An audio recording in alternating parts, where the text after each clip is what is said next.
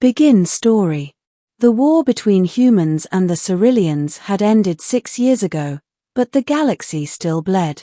Planets were half rebuilt, and hearts, human and alien alike, still carried scars that couldn't be fixed by peace treaties or reconstruction drones. I, Lieutenant Marcus Hale, spent those 6 years avoiding the memories of the battles I fought, hiding behind a maintenance job on a medical transport ship, the Solace. We carried supplies, rescued survivors, and provided post-war care in the outer colonies where the scars were deepest. It was on one of those trips, to the remote moon of Lyrian 3, that I met her. The message we'd received was short: one survivor. Terminal condition. Cerulean origin. A dying alien. No one on board wanted the assignment. Even years after the peace accord, most humans couldn't look a Cerulean in the eye without remembering the war, the shimmering scales, the luminous eyes, the cold grace of the enemy. But I volunteered. Maybe because I owed them something. Maybe because I wanted redemption. When we landed, the air shimmered with dust storms, the sky a burnt orange.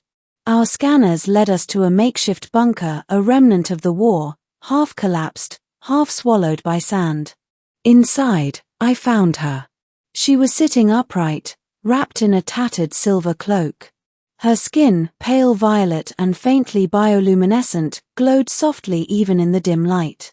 Her eyes, a shade between starlight and silver, turned toward me as if she'd been waiting. "You're human," she whispered. Her voice was faint, melodic, like wind brushing against glass. "Yeah," I said. "I'm with the Solace medical crew. We got your signal." She smiled weakly. "I thought no one would come." I stepped closer, activating my translator patch. "You need medical care. We can stabilize you." "No," she interrupted gently. "It's too late for that." Her breathing was shallow. Our scanner confirmed severe radiation damage, organ decay beyond human or Cerulean technology to repair. She had days, maybe hours. "What's your name?" I asked softly. "Liara," she said. "Of House Enthar." The name meant nothing to me at first. But later, when I checked the archives, I'd learned that House Enthar was royal, one of the noble bloodlines that had commanded fleets during the war. And she was their last survivor. That first night on Lyrian 3, I stayed with her.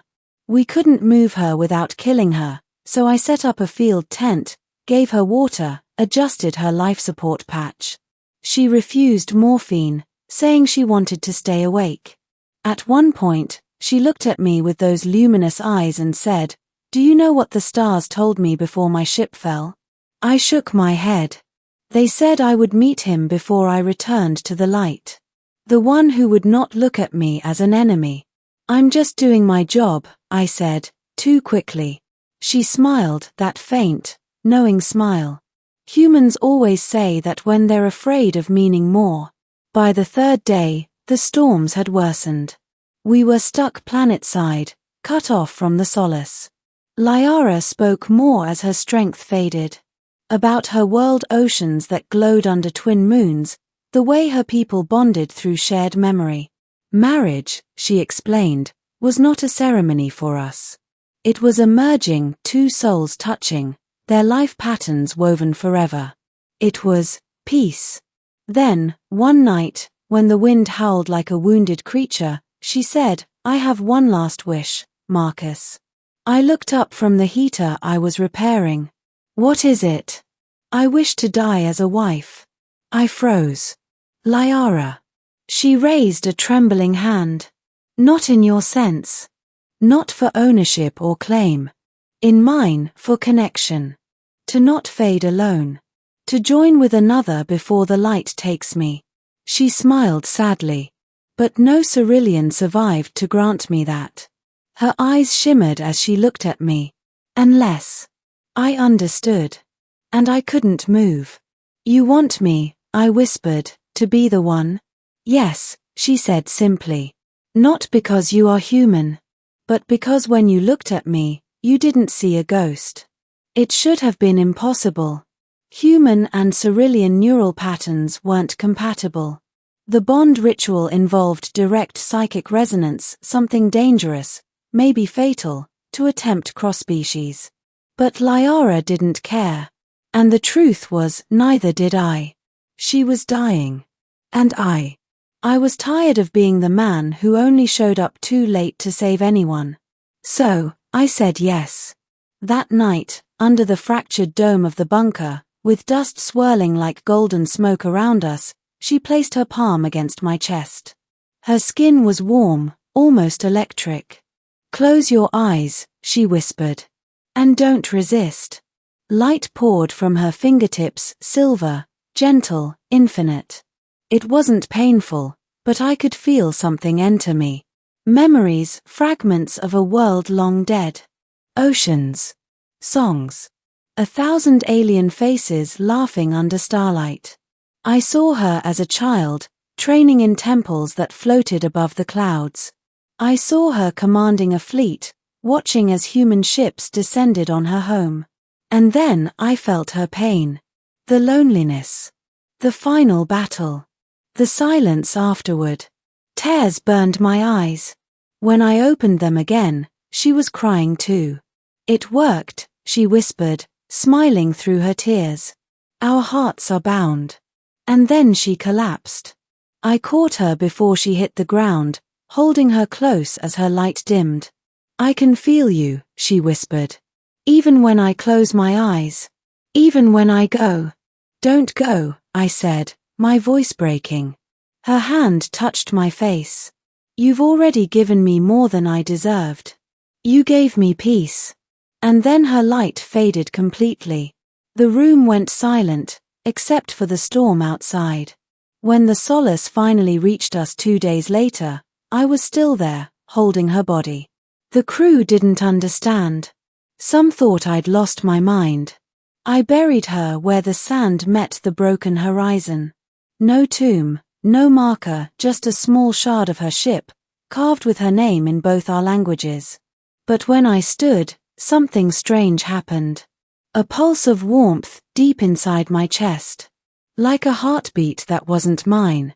And in my mind, faint but unmistakable, a voice. "You are not alone, Marcus." Weeks passed after Lyrian 3.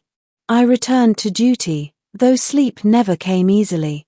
Sometimes, I'd dream of her world, places I'd never seen, sensations I couldn't describe.